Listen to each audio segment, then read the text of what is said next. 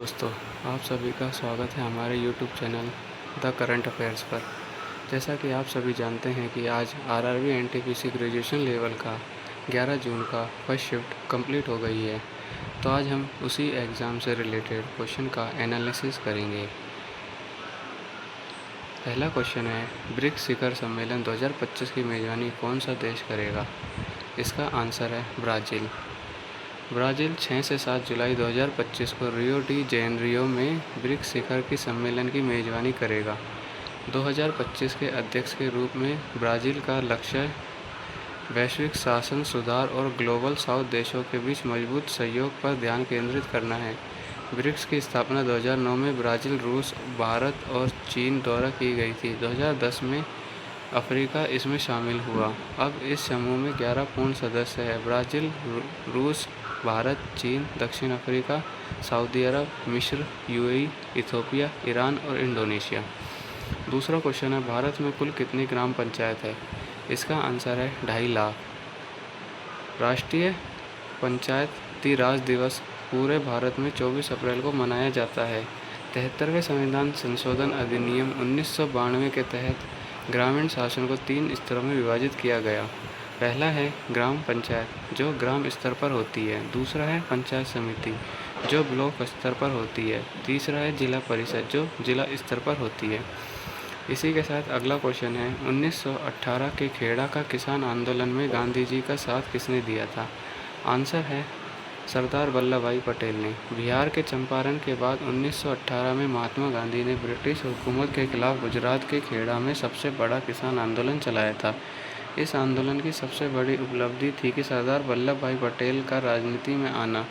तब गांधी जी ने गांव वालों से भरवाए थे प्रतिज्ञा पत्र। साल 1918 में मोहनदास करमचंद गांधी अहमदाबाद में मिल मजदूरों के हक की लड़ाई लड़ रहे थे। उन्हें सूचना मिली कि खेड़ा के किसान भारी संकट में हैं, फसलें नष्ट हो गई हैं, फिर भी उनसे कर वसूली की जा रही है। विट्ठल भाई पटेल और गांधी जी ने जांच कराई तो पता चला कि किसानों की मांगें सही है।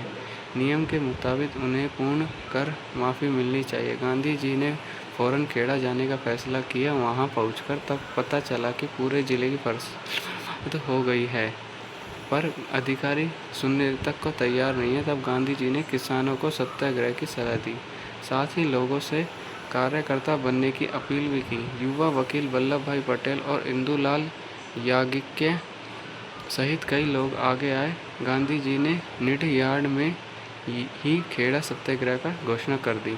अगला क्वेश्चन है, जुते हुए खेत के प्रमाण निम्न में से किस पुरातत्व स्थल में मिले हैं? उत्तर है कालीबंगा।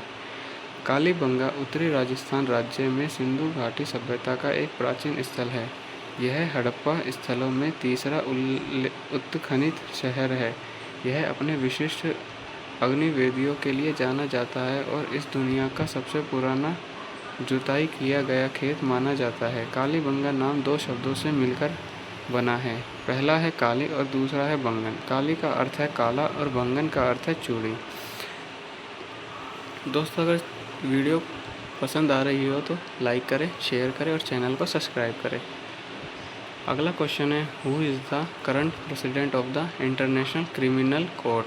इसका आंसर है जज Tomoko Akane from the Japan. अगला क्वेश्चन है, कौन सा संगठन ग्लोबल इनोवेशन इंडेक्स जारी करता है? इसका उत्तर है विश्व बौद्धिक संपदा दिवस संगठन। हाल ही में वैश्विक नवाचार सूचकांक 2024 जारी किया गया है। यह वैश्विक नवाचार सूचकांक का 17वां संस्करण है। इस सूचकांक में भारत 39वें स्थान पर है। वैश्विक नवाचार सूचकांक 2022 संस्करण में भारत 40वें स्थान पर था। हाल ही में वैश्विक नवाचार सूचकांक 2024 में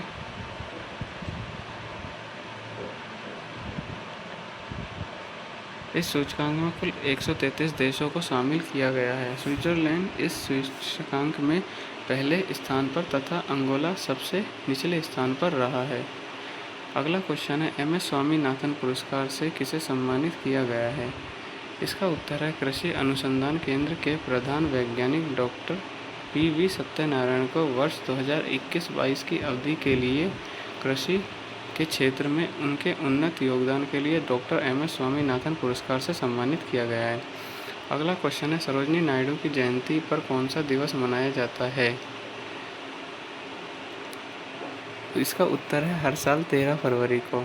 सरोजिनी नायडू का दिवस हर साल 13 फरवरी को राष्ट्रीय महिला दिवस के रूप में मनाया जाता है। यह दिन भारत में महिलाओं के अधिकारों के लिए उनकी लड़ाई, स्वतंत्रता आंदोलन में उनके सहयोग और महिला सशक्तिकरण के लिए उनके प्रयासों को याद करने के लिए मनाया जाता है।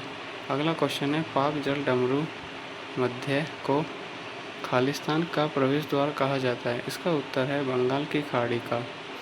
पाक जल डमरू मध्य को बंगाल की खाड़ी का प्रवेश द्वार कहा जाता है। यह भारत के तमिलनाडु राज्य और श्रीलंका के उत्तरी भाग के बीच स्थित एक जल संयोगी है।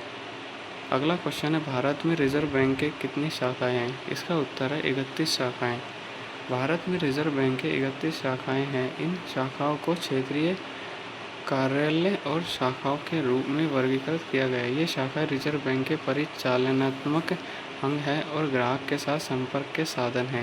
भारतीय रिजर्व बैंक, जिसे आरबीआई के नाम से जाना जाता है, भारत गणराज्य का केंद्रीय बैंक है और भारतीय बैंकिंग प्रणाली और भारतीय मुद्रा के विनियमन के लिए जिम्मेदार नियामक निकाय है।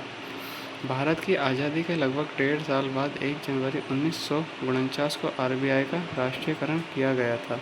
गणराज्य का केंद्रीय बैंक है और भारतीय बैंकिंग प्रणाली और भारतीय मुद्रा के विनियमन के लिए जिम्मेदार नियामक निकाय है।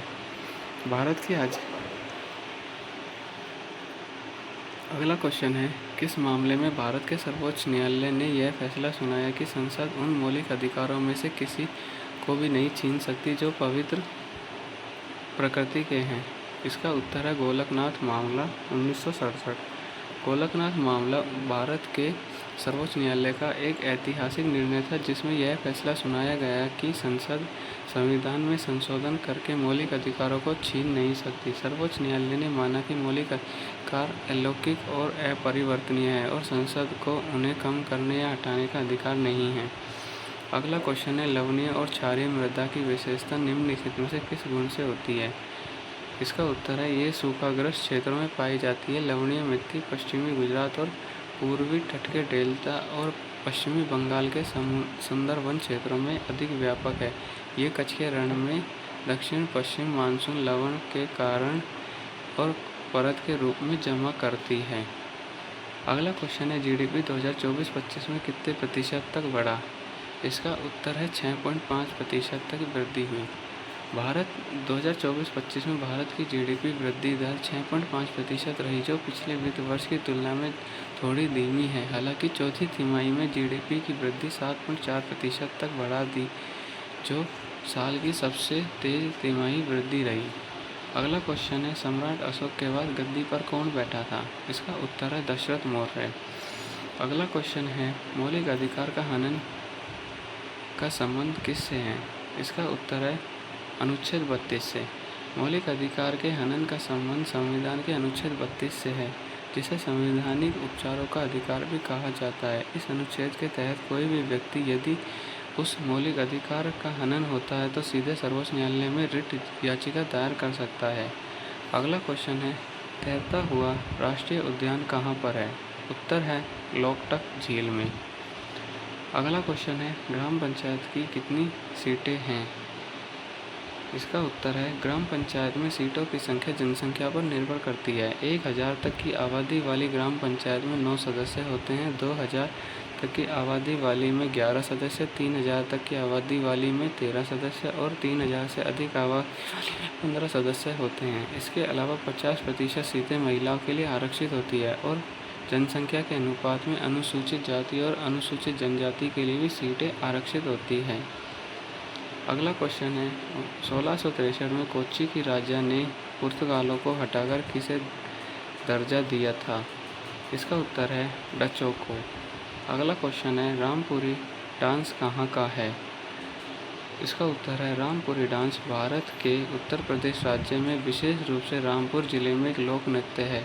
यह नृत्य ग्रामीण क्षेत्रों में लोकप्रिय और इसे स्थानीय त्योहारों और समारोह के दौरान किया जाता है। रामपुर नृत्य एक सामाजिक नृत्य है जिसे तौर पर एक समूह में किया जाता है। दोस्तों, इसी के साथ वीडियो हमारी यहीं समाप्त होती है। वीडियो अच्छी लगी हो तो लाइक करें, शेयर करें और चैनल को सब्सक्राइब करें। जय हिंद, जय भारत।